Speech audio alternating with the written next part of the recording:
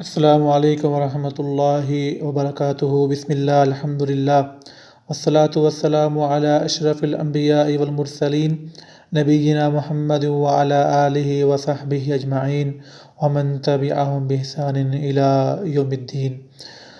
اما بعد، باب ما جاء ان سبب کفر بنی آدم وترکہم دینہم هو الغلو فی الصالحین۔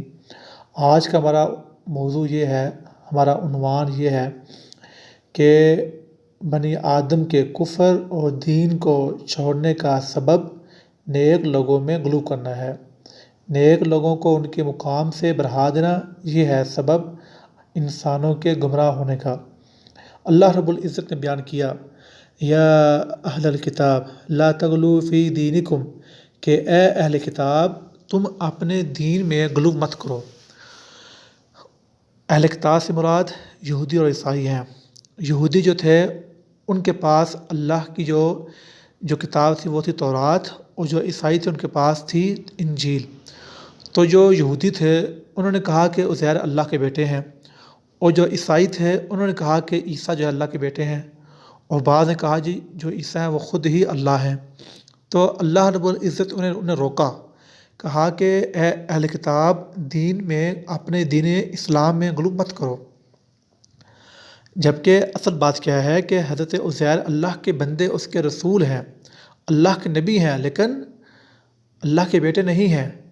اور جو حضرت عیسیٰ ہیں اللہ کے نبی ہیں، اللہ کے رسول ہیں، لیکن اللہ کے بیٹے نہیں ہیں، اور نہ ہی وہ خود جو ہے رب ہیں۔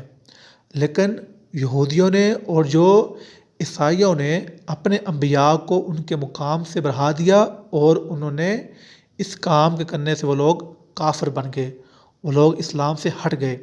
تو اللہ کے نبی صلی اللہ علیہ وسلم نے ہمیں بھی اس بات سے روک دیا، کہا کہ جس طرح عیسائیوں نے حضرت عیسیٰ کو ان کے مقام سے جو ہے بڑھا دیا، تو تم نے ایسا نہیں کرنا، بلکہ کہا کہ انما انا عبد، میں اللہ کا بندہ ہوں، فقولوا پس کہو عبد اللہ و رسولہ، اللہ کا بندہ اور اس کا رسول۔ یعنی اللہ کے نبی صلی اللہ علیہ وسلم نے ہمیں اپنے بارے میں یہ کہا کہ تم کہو کہ میں اللہ کا بندہ ہوں اور میں اللہ کا رسول ہوں۔